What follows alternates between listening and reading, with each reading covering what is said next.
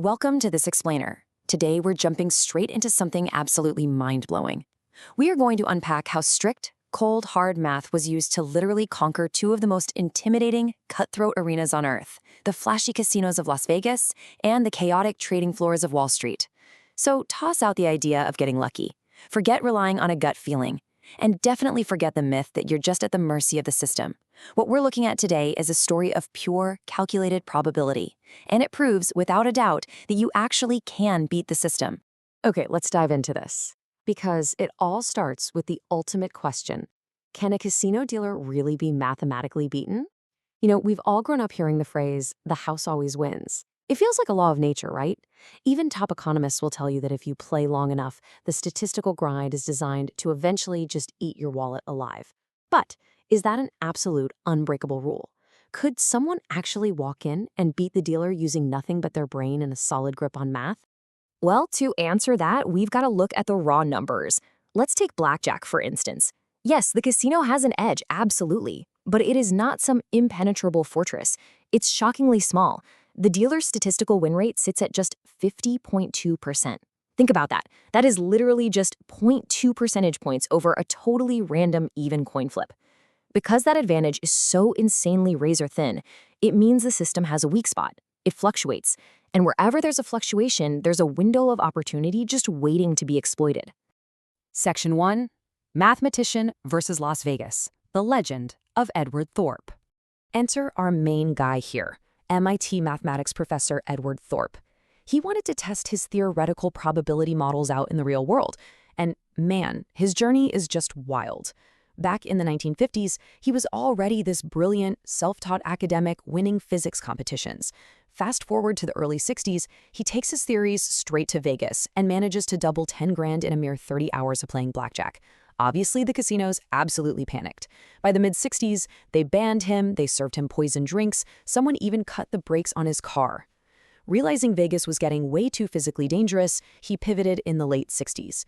He took his genius to a totally legal betting floor, Wall Street. But wait, before we follow him to the stock market, we really need to understand exactly how he cracked blackjack. He basically took a super complex shifting probability problem and simplified it so a human brain could do it on the fly.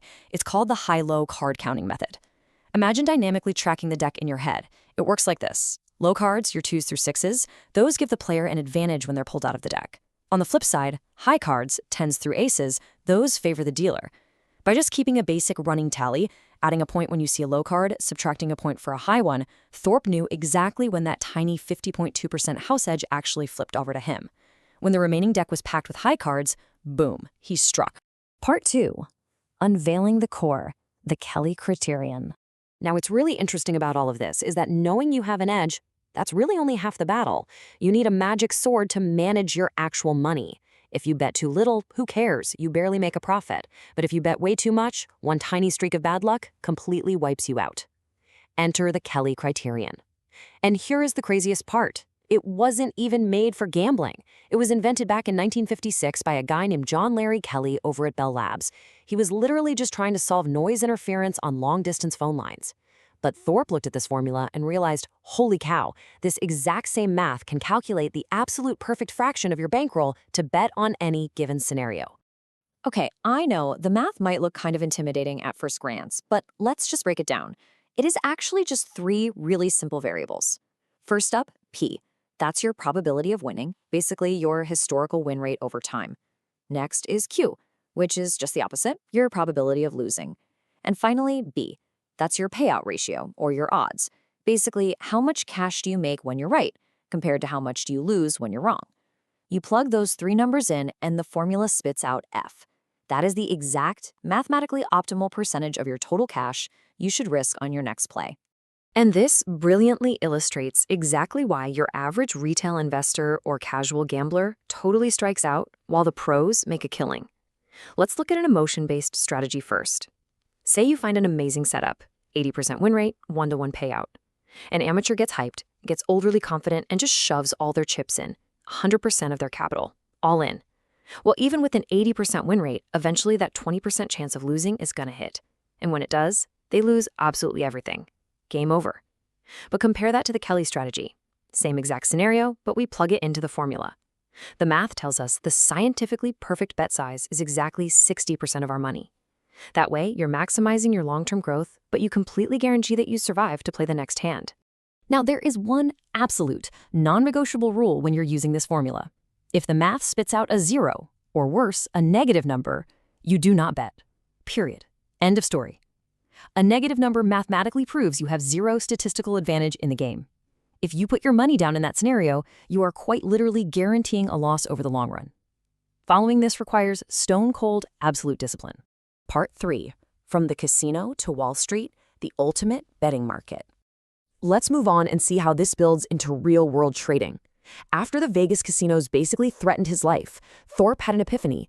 Wall Street was literally the exact same environment of probability and risk management. It's just legal, and the scale is infinitely bigger. Thorpe didn't even care if the broader market was going up or down. He used what's called market-neutral arbitrage. That's a fancy way of saying he bought one asset and short-sold a related asset to totally cancel out market risk. A perfect example is the historic breakup of AT&T. Thorpe figured out the old parent company's stock was dirt cheap, but the new spin-off companies were wildly overpriced. So he borrowed heavily, bought the cheap old stock, and shorted the expensive new stock at the exact same time. As those prices eventually self-corrected, he mathematically locked in $1.6 million of basically risk-free profit. So just how effective was this strictly mathematical approach? Get a load of this. Over a staggering 19-year run operating 2 different hedge funds, Thorpe absolutely crushed it. He averaged anywhere from 15% to nearly 19% a year, totally blowing the S&P 500 out of the water. But here is the stat that just blows my mind. Over those 19 years, a period that included 2 massive Middle East oil crises and the infamous Black Monday crash in '87, his funds did not suffer a single losing quarter. Not one. By perfectly sizing his bets with the Kelly formula and hedging away his risks, he didn't just play the market, he truly beat it. Part 4. Practical application. Adapting math to human emotion.